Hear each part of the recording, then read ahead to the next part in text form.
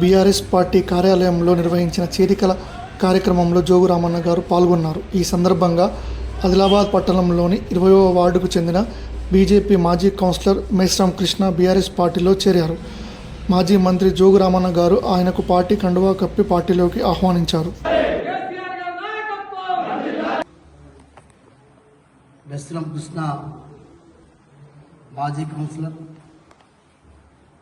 మరి ఇలా భారతీయ జనతా పార్టీ ఇన్ని రోజులు పనిచేసి ఈరోజు రాబోయేటటువంటి రోజుల్లో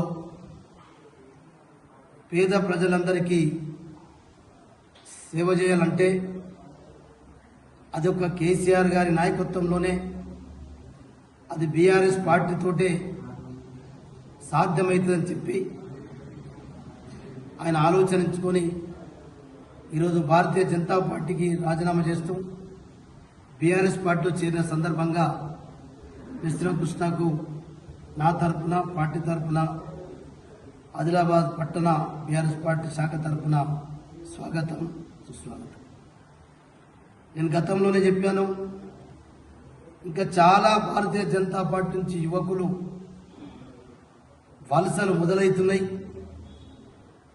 రేపు ఒక 4-5 నెలల తర్వాత రోజు రోజు బీజేపీ యువతను అనేక రకాలుగా మోసం చేస్తున్నది.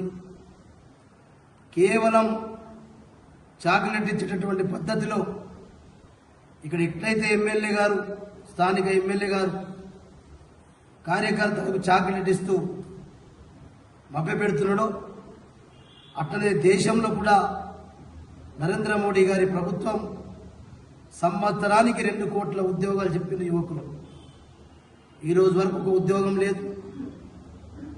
ఆడబిడ్డలకు ఒక్కొక్కరి ఖాతాలో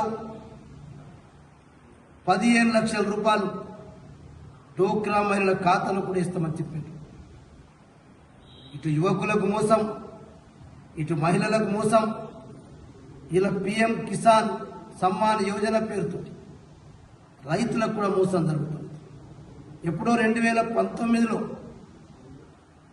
ఏనాడైతే లిస్టు తయారు చేసిన అగ్రికల్చర్ రైతులది, 2019 నుంచి ఈ రోజు వరకు రినివల్స్ లేవు.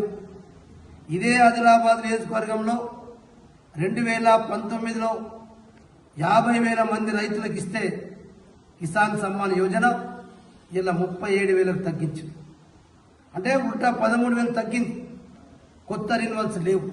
నేను చెప్పే ఉద్దేశం, ఇటు యువకులను మోసం, ఇటు రైతులను మోసం, ఇటు 15 లక్షల రూపాయలు ఖాతాలు ఇస్తామని చెప్పి ఇటు మహిళలకు మోసం. ఇంకా విషయాలు చాలా ఉన్నాయి.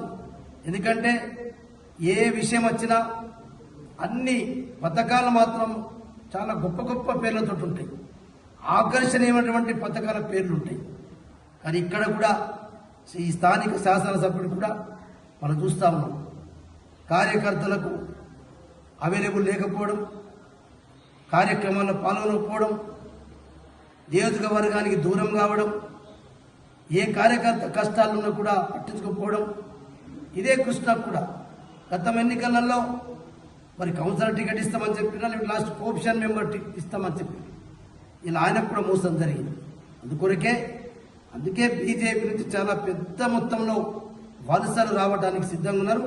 భారతీయ జనతా పార్టీని ఖచ్చితంగా ఆదిలాబాద్ నియోజకవర్గంలో భూస్థాపితం చేయడం ఖాయమని చెప్పి ఇలా మేస్రం కృష్ణ జైనింగ్తో పాటు రేపు ఇంకా రాబోయే జైనింగ్లతో ప్రజలందరికీ కూడా అర్థం.